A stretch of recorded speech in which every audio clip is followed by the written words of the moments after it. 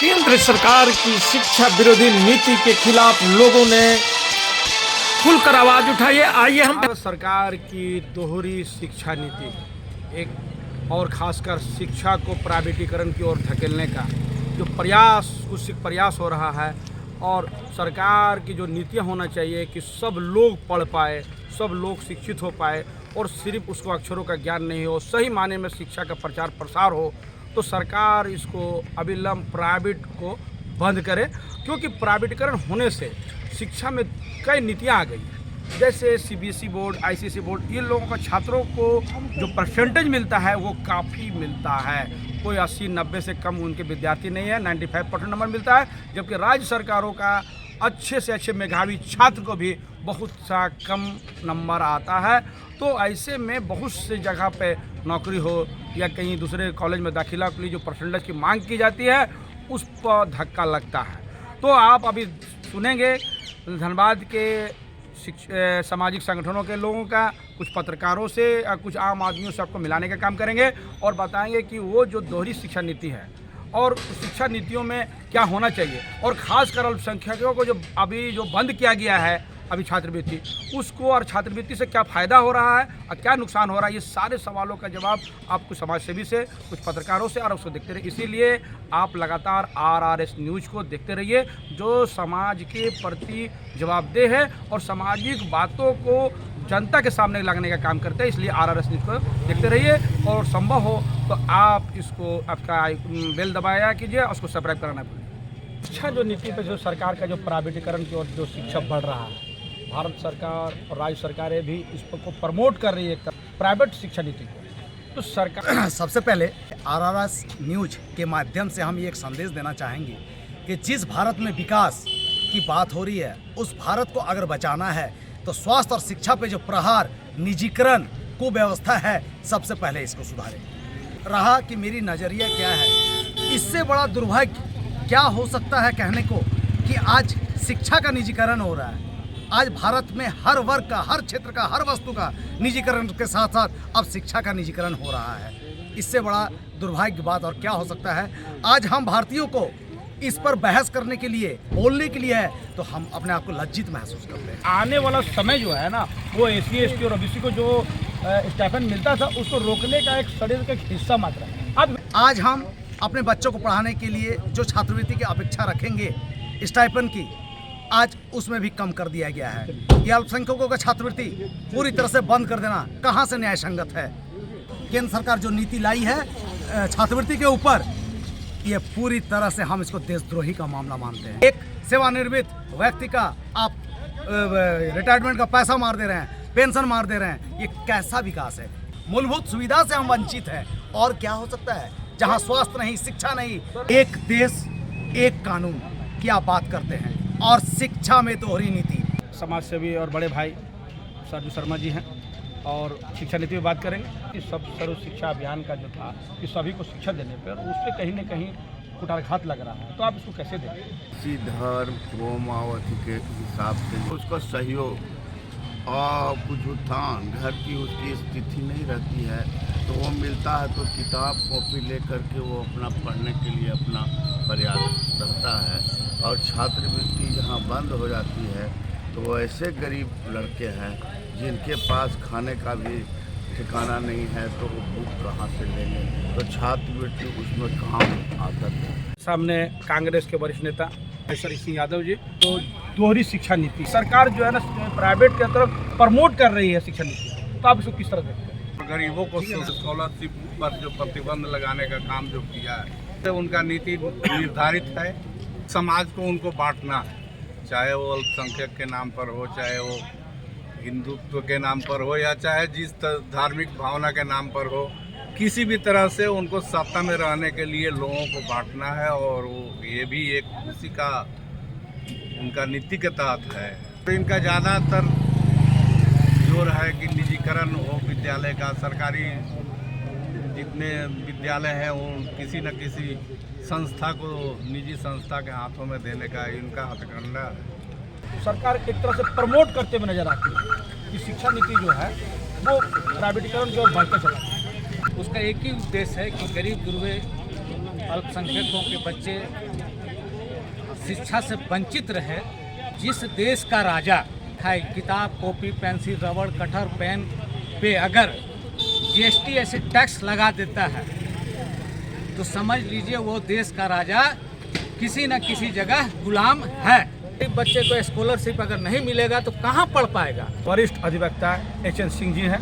सरकार जो है प्राइवेट शिक्षा नीति को प्रमोट कर रही है। अमीर के बच्चे सुख उठाएंगे, सुविधा प्राप्त करेंगे, गरीब के बच्चे मारे जाएंगे, सफल नहीं हो पाएंगे, असमानता आएगी और असमानता देश हित में नहीं। गरीब कोई ही बच्चे को छात्रवृत्ति की ज़रूरत है और इसमें अल्पसंख्यक, बहुसंख्यक या कोई क्लासिफिकेशन करना कतई उचित नहीं। बच्चे जो भी है देश के बच्चे हैं, देश के बच्चे को शिक्षा मिलना उसका जन्मसिद्ध अधिकार है और उसको इस अधिकार से वंचित किया जाना ये समझिए कि मानवता का दुश्मन लोग ही ऐसा सोच सकते हैं। आप पार्टी के जो सरकार है वो शिक्षकों को फिनलैंड भेज रहे थे। LG साहब ने उसको रोक लगा दिया। तो क्या रोक लगाना भी शिक्षा पर प्रहार करना है? केंद्रीय सरकार का फेलियर ही कहा जाएगा। और अगर जैसे और अन्य विषय में अन्य देश में जाकर कुछ अच्छी बातों को सीखने के लिए प्रोत्साहित किया जाता है और कोई शिक्षा के संबंध में शिक्षा कैसे अच्छा से अच्छा दिया जाए और इसके लिए अगर कोई कहीं जाना चाहता है तो इसको जाना दिया जाना चाहिए था। हमारा मांग है कि हमें अच्छी व्यवस्था मिले। बहुत व्यक्ति विपिन लाल जी है और छात्र राजनीति से अपने राजनीति में भी अपना स्थान बनाए हुए हैं। कि दोहरी नीति और प्राइवेटीकरण की ओर जो शिक्षा को बढ़ाया जा रहा है, प्रमोट किया जा रहा है एक तरफ से, उसको आप किस नज़रिए से देखते हैं? आज गरीब से गरीब भी लोग अपने बच्चे को प्राइवेट स्कूल में पढ़ाने के लिए मजबूर हैं। भोजन के लालच में बच्चा स्कूल जा रहा, पढ़ाई के लिए नहीं जा रहा। जबकि पाठशाला पहले ज़माने में गुरुकुल चलाया जाता शिक्षा के लिए। आज शिक्षा का अलग जगाने के लिए ऐसा कोई भी कार्यक्रम नहीं जगाया किया जाता है जिससे बच्चे के अंदर संस्कार और शिक्षा के प्रति जागरूकता पैदा हो। सरकार ने उस फिनलैंड में जाने वाले शिक्षक को ट्रेनिंग के लिए उसको भी रोक लगा दिया LG के माध्यम से। आप कैसे देखते हैं? बात ऐसा है कि सरकार में देश में एक पार्टी का सरकार और दूसरे प्रदेश में दूसरे पार्टी का सरकार, इसके चलते भी शिक्षा नीति में जो है द्वेष का भाव है। शिक्षा नीति जो केंद्र सरकार के द्वारा लागू किया गया है वो अभी तक पूरे प्रदेश में उस नीति को लागू नहीं किया गया। कहीं कि वो बोल रहा है कि केंद्र सरकार की योजना है, जबकि छात्रवृत्ति जो है अल्पसंख्यकों को रोक दी गई है सेंट्रल गवर्नमेंट के द्वारा और छात्रवृत्ति गरीब कमजोर बच्चों के पढ़ने के लिए हथियार होता है। तो सरकार ने इसको रोक लगा दी है। आप इसको कैसे देखते हैं? छात्रवृत्ति जो भी रोक लगा ये गलत निर्णय है, क्योंकि आवाम जो गरीब, जो BPL परिवार, जो समाज में दबे कुचले, उसके लिए छात्रवृत्ति अति आवश्यक है और ये शीघ्र लागू होना चाहिए, ना कि इसे बंद करके रखना चाहिए। समाज के जब अंतिम व्यक्ति का विकास होगा तभी राष्ट्र का विकास होगा, तभी समाज का विकास होगा, तभी देश का विकास होगा। बहुत बहुत धन्यवाद। हमने वरिष्ठ पत्रकारों में विभाग बोलने वाले मनोज विश्वकर्मा जी है जो शिक्षा के प्राइवेटीकरण होने का और शिक्षा में आए गिरावट के बारे में अपना कुछ वक्तव्य रखेंगे। तो आइए आपके सामने हैं मनोज विश्वकर्मा जी। मनोज विश्वकर्मा जी, अभी सरकार का एक निजीकरण नीति चली है कि शिक्षा को निजीकरण की ओर बढ़ाया जा रहा है। सरकार एक तरह से प्रमोट करते हुए नजर आती है कि शिक्षा नीति जो है वो प्राइवेटीकरण की ओर बढ़ते चला है। तो इस संबंध में आप इसे कैसे देखते हैं? देखिए, सबसे पहले कि शिक्षा नीति एक सामान्य है और अभी जो सरकार निजीकरण की ओर बढ़ रही है उसका एक ही उद्देश्य है कि गरीब गुरबे अल्पसंख्यकों के बच्चे शिक्षा से वंचित रहे, तब तो इनके झंडे टूटेंगे। और जिस देश का राजा पढ़ाई लिखाई, किताब, कॉपी, पेंसिल, रबड़, कटर, पेन पे अगर जीएसटी ऐसे टैक्स लगा देता है तो समझ लीजिए वो देश का राजा किसी न किसी जगह गुलाम है। और इस शिक्षा नीति के खिलाफ हमारे देश में अल्पसंख्यक, ST, OBC जितने भी तबके के वर्ग हैं उसको एकजुट होकर इस लड़ाई में कदम से कदम मिलाकर सरकार का घोर विरोध करना चाहिए, उग्र आंदोलन करना चाहिए। इस फैसले को वापस लेना होगा।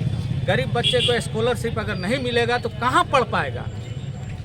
दैनिक मजदूर के बच्चे 300 रुपया दिहाड़ी कमाने वाले, 500 रुपया दिहाड़ी कमाने वाले मजदूर कहाँ से अपने बच्चे को हायर इंस्टीट्यूट में पढ़ा सकेंगे। उनका एक ही सपना है कि सरकार स्कॉलरशिप देती है, जिससे हम अपने बच्चे को IPS, IAS, IIT ऐसे संस्थानों में पढ़ा सकेंगे।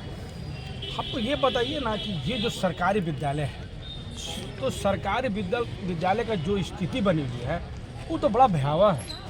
लोग सिर्फ और सिर्फ मजदूर का बच्चा, कमज़ोर का बच्चा, यही लोग अभी सरकारी स्कूल में जाते हैं। जो मीडियम क्लास का जो लोग है वो लोग तो भी आज अपने प्राइवेट स्कूलों की तरफ अपने बच्चों को दाखिला करा रहा, तो फिर उसको देखेगा कौन? देखिए, यहाँ चाहे पूर्व की सरकार हो चाहे वर्तमान की सरकार हो, शिक्षा नीति में एक ही चीज़ करना चाहिए, क्योंकि ये वर्तमान की सरकार है, हर बात पे अध्यादेश लाने को तैयार होता है। और इस पर शिक्षा नीति पर भी अध्यादेश ये लाए और यह तय करे मापदंड कि IAS, IPS और नेताओं के बच्चे सरकारी स्कूल में पढ़ेंगे, तभी जाके सरकारी कौन लाएगा?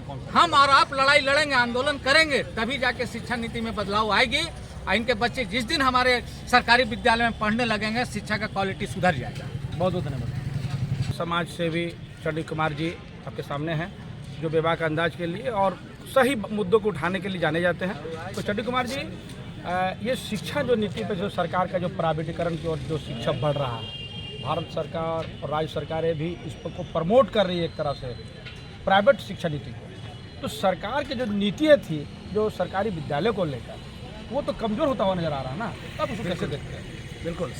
सबसे पहले हम आपकी बातों का जवाब देने से पहले RRS न्यूज के माध्यम से हम ये एक संदेश देना चाहेंगे कि जिस भारत में विकास की बात हो रही है, उस भारत को अगर बचाना है तो स्वास्थ्य और शिक्षा पे जो प्रहार, निजीकरण, कुव्यवस्था है, सबसे पहले इसको सुधारें। रहा कि मेरी नज़रिया क्या है, इससे बड़ा दुर्भाग्य क्या हो सकता है कहने को कि आज शिक्षा का निजीकरण हो रहा है। आज भारत में हर वर्ग का, हर क्षेत्र का, हर वस्तु का निजीकरण के साथ साथ अब शिक्षा का निजीकरण हो रहा है। इससे बड़ा दुर्भाग्य की बात और क्या हो सकता है। आज हम भारतीयों को इस पर बहस करने के लिए, बोलने के लिए है, तो हम अपने आप को लज्जित महसूस करते हैं। अभी भारत सरकार जो है वो क्या अल्पसंख्यकों का जो छात्रवृत्ति है उसको रोक लगा दिया। तो ये एक वानगी, लोग कह रहे हैं कि वानगी है कि आने वाला समय जो है ना, वो SC, ST और OBC को जो स्टाइपेंड मिलता था उसको रोकने का एक षड्यंत्र का एक हिस्सा मात्र है। आप इसको कैसे देखते हैं? मैं बता दूं कि मैं स्वयं एक शिक्षित बेरोजगार लड़का हूं, समाज के प्रति समर्पित हूं, शांति से सामाजिक क्रांति के लिए लड़ाई लड़ रहे हैं, आपके सामने खड़ा है। हम अपने बच्चों को पढ़ाने के लिए जो छात्रवृत्ति की अपेक्षा रखेंगे स्टाइपेंड की, आज उसमें भी कम कर दिया गया है। ये अल्पसंख्यकों का छात्रवृत्ति पूरी तरह से बंद कर देना कहाँ से न्याय संगत है? आज एक मध्यम वर्ग, निम्न वर्ग के लोग का आधार होता है कि जिला कल्याण से उसको सरकारी स्कूल में पढ़ाकर हम छात्रवृत्ति लेंगे और बच्चों का ट्यूशन फीस, उसका ड्रेस, पोशाक, सब चीज़ के लिए करेंगे। झारखंड सरकार हो या केंद्र सरकार हो, केंद्र सरकार जो नीति लाई है छात्रवृत्ति के ऊपर, ये पूरी तरह से हम इसको देशद्रोही का मामला मानते हैं कि अगर हमारे गरीब गुरबे बच्चे पढ़ेंगे नहीं तो वो देश के विकास के बारे में नहीं सोच सकते हैं और उनका हक आप मांग रहे हैं। एक सेवानिवृत्त व्यक्ति का आप रिटायरमेंट का पैसा मार दे रहे हैं, पेंशन मार दे रहे हैं। ये कैसा विकास है, कैसा देश है? हम अब ये लज्जित महसूस कर रहे हैं कि हमारा भारत में, इसमें भी हम लोग डिबेट करते हैं, इसमें भी हमको पत्रकारों के सामने आके अपनी बातों को रखना पड़ता है।